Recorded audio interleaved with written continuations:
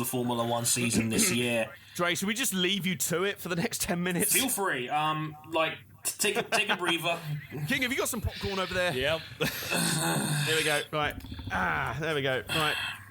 So I get a beer for this? This is going to be fun. Are you two finished? Yeah? Thank you. Well, you're just getting started, so... Shut up. In third, Ferrari. 398 points scored. That's not bad. Shut up. 398 points scored.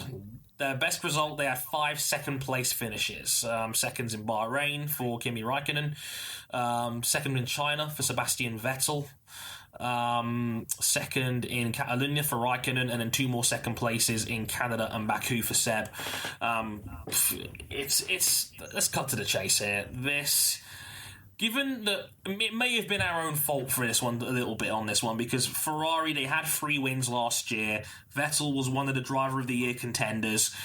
He had a tremendous season by anyone's standards. There was genuine, positive feelings coming out of Maranello for the first time in forever. Probably since the last year of Schumacher, when there was such brightness coming out of that camp, and that was more somber anyway because of Schumacher's first retirement. But I remember the end of that 2015 season, and there was such positive upswing with Ferrari going into the offseason thinking, okay, if we can make a few more gains here and there, if we can maybe turn 3 wins into 6 or 7, who knows what could happen next year. And it wasn't an unfair expectation to have, given how much progress they had made going into 2015 compared to 2014, where they were awful by their standards. But because on the face of it, third really isn't all that terrible, but we got to remember, the top 6 were a distant top 6 compared to everybody else. Ferrari had 225 more points this year, so more than 2 to 1 of the advantage of Force India that finished in 4th. The top 3 were a lot more distant this year compared to everybody else. It was like 2003 all over again. And they were... And a few times in the second half of the season, Force India weren't a million miles away from them in terms of pace. They were giving Ferrari some headaches every once in a while. And it says a lot about the state of Ferrari, where they went backwards this year. They went from 3 wins to none. Yeah. And, they were thoroughly beaten by Red Bull Racing this year. Red Bull had a much brighter year in terms of an uptick by comparison. And there was legitimate frustration growing in that Ferrari camp. There was talk about Arabene and Vettel apparently falling out because Vettel was, quote-unquote, trying too hard. Yes, that was an actual thing. Only at Ferrari in a situation. But for me, I think from my perspective, and I remember midway through the season, I think it was after Austria where you had a real meltdown on this show about the strategy. What was frustrating from a Ferrari standpoint was I've got in my notes here, they went from the team most likely to dethrone Mercedes to a laughing stock. They felt clueless at times, and this is the worst thing. This is what makes them such a disappointment. Even when points and potential wins were on the table, they threw them away. Spain arguably should have been their best chance at a win. Australia was a fantastic chance for a win for them. Threw it away. The Austria strategy gap. It was just time and again, their strategies made no sense. Potential podium for Raikkonen in Singapore went away due to hesitating too long on the undercut. Just the Spa first corner incident where they ran into each other. I mean, technically that was Verstappen was involved in that as well, but it just time and again, it wasn't just that we expected them potentially to give Mercedes more of a run for their money, and they didn't.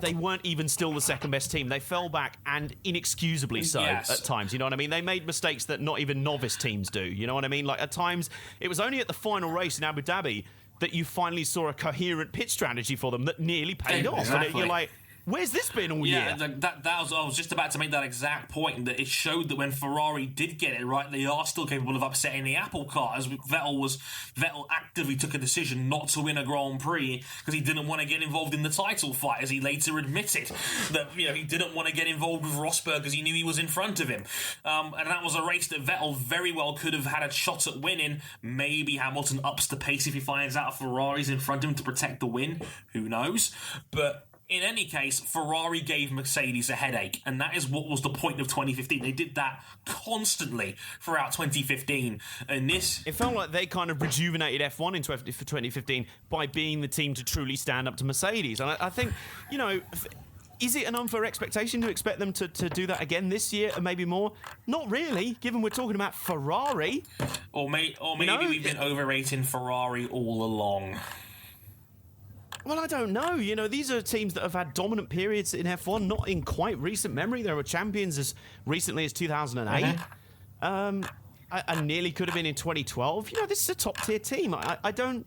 like I say, we could have accepted it had they been on a similar par to 2015, but they weren't even that, which is the real disappointment.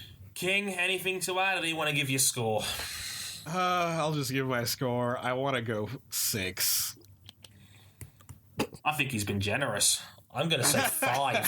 5? Okay. I wrote down 3. Wow. I mean, at least they showed up. The first half of the season. The way you said that, at least they turned up. Yeah, a 1, it's like in exams where you get at least a mark for writing your name correctly. The first half of the season, if they somehow, were that consistent at getting second places all year, it wouldn't have been that bad. Yeah, they tanked pretty badly over the summer break. Mm-hmm.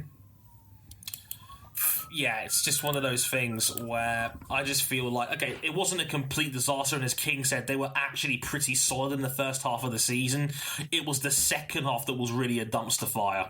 A lot of 4s, a lot of 5s, a lot of 6s, a lot of 9s where that's concerned. And it's those inexcusable moments where they threw away good results when Ferrari they had them, weren't you know what I mean? bad, they were more frustrating than straight up bad. Yeah. But even so, disappointing year for them where that's concerned, and it's a shame because again they have that Raikkonen, for what it's worth, was excellent this year. Raikkonen was much improved this year.